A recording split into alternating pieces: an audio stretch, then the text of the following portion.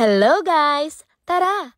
Ating silipin ang isa sa pinakakilalang tinapay dito sa France, ang baguette.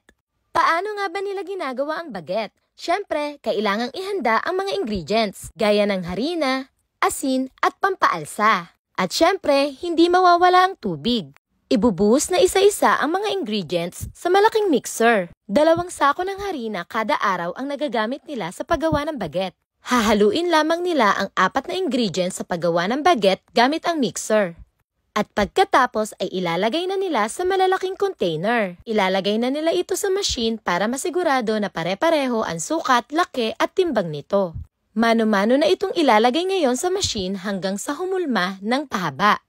At pagkatapos mahulma ay lalagyan na ito ng mga hiwa bago isalang sa kugon. 7 hiwa nga pala ang inilalagay niya kada isang tinapay. Ginagawa ito para maiwasan ang pag-crack ng tinapay. Ilalagay niya na ito sa kugon hanggang sa maluto. May timer nga din pala sila dito para masiguradong perfect ang pagkakaluto ng baguette. At ito na nga ang napakasarap at ipinagmamalaking baguette ng France. Bon appétit!